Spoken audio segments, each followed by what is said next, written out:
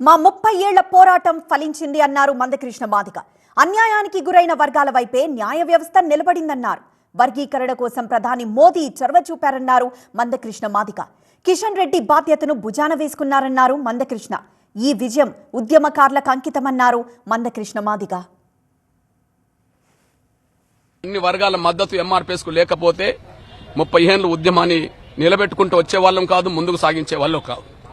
మేము 30 ఏళ్లుగా ఉద్యమం నిలబడి ముందుకు సాగిందంటే, అంతిమంగా ఒక విజయం సాధించిందంటే సమాజంలో ఉండబడే అన్ని వర్గాల పెద్దల, ప్రజాస్వామికవాదుల, మీడియా పెద్దలందరి సంపూర్ణ సహకారం వల్లనే ఈ విజయం సాధించాం. అందువల్ల వాళ్ళందరికీ మేము ప్రత్యేకంగా ధన్యవాదాలు చెప్తున్నాం. ఈ విజయంలో అంకితం ఇస్తున్నాం.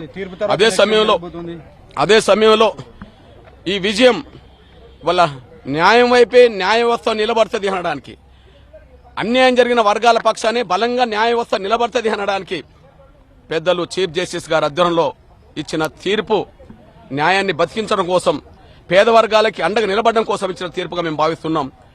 తీర్పును ప్రకటించిన ఎస్సీ వర్గీకరణకు అనుకూలంగా తీర్పును ప్రకటించిన న్యాయమూర్తులందరికీ ప్రత్యేకంగా ధన్యవాదాలు చెప్తున్నాం. అంతేకాకుండా ఈ ప్రక్రియ వేగవంతం కావడానికి చాలా మంది పెద్దల మద్దతు ఉన్నది. ఈ ప్రక్రియ ముందుకు నడిపించే ప్రయత్నంలో కేంద్ర ప్రభుత్వానికి సంబంధించిన గౌరవ ప్రధానమంత్రి గౌరవ నరేంద్ర మోడీ గారు కూడా చొరవ తీసుకున్నాడు. ఆయనకు మేము ప్రత్యేక ధన్యవాదాలు చెప్తున్నాం. అమిత్ షా గారు చొరవ తీసుకున్నాడు, ఆయనకు ధన్యవాదాలు చెప్తున్నాం.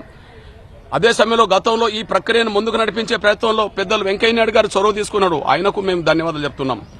ఇప్పుడున్న పరిస్థితిలో కిషన్ రెడ్డి గారు దీన్ని భుజానేసుకొని ముందుకు నడిపించే ప్రయత్నం చేశాడు, ఆయనకు ధన్యవాదాలు చెప్తున్నాం. అదే సమయంలో రఘునందన్ రావు నుంచి మొదలుకుంటే, సంజయ్ గారి నుంచి మొదలుకుంటే, ఈటల రాజేంద్ర నుంచి మొదలుకుంటే ప్రతి ఒక్కరి పాత్ర, ప్రతి ఒక్కరి బాధ్యత కూడా ఈ విజయంలో ఉన్నది. వాళ్ళందరికీ నేను ధన్యవాదాలు కూడా తెలియజేస్తున్నాను. అదే సమయంలో ఇవాళ షెడ్యూల్ కులాల వర్గీకరణ అనేది గతంలో చంద్రబాబు నాయుడు గారు ప్రభుత్వం చేసింది. ఆనాడు వర్గీకరణ చేసింది చంద్రబాబు నాయుడు గారే.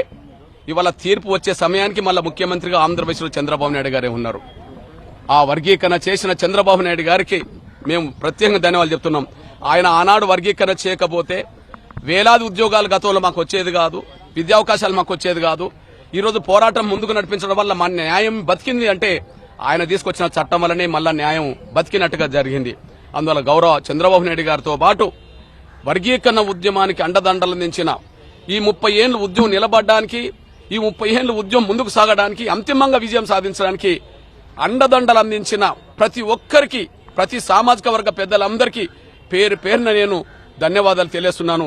ఈ విజయం మాత్రం అమరులకు, ఉద్యమకారులకు, మద్దతు ఇచ్చిన సమాజానికి అంకితం ఇస్తున్నామనే విషయం కూడా తెలియజేస్తున్నాను.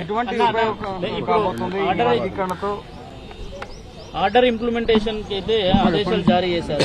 ఎట్లా ఉండబోతుంది? రాష్ట్ర ప్రభుత్వాలు ఎంత ఇనిషియేటివ్ తీసుకోవాలి కదా, మళ్ళీ రాష్ట్ర ప్రభుత్వం ఇంప్లిమెంట్ చేయాల్సింది. ఇప్పుడే చెప్పాం, షెడ్యూల్ కులాల వర్గీకరణ ఉమ్మడి ఆంధ్రప్రదేశ్ చేసిందే ఆంధ్రప్రదేశ్ ముఖ్యమంత్రి ఉన్నప్పుడు చంద్రబాబు నాయుడు గారు.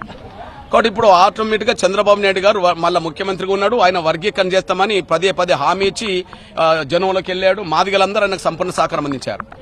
వర్గీకరణ మళ్ళా సుప్రీంకోర్టు అనుకూలమైన తీర్పిచ్చిన సమయంలో చంద్రబాబు నాయుడు గారు ముఖ్యమంత్రిగా ఉండడం అనేది మా జాతికి భవిష్యత్తుకు ఉపయోగపడుతుంది. రేపు వర్గీకరణ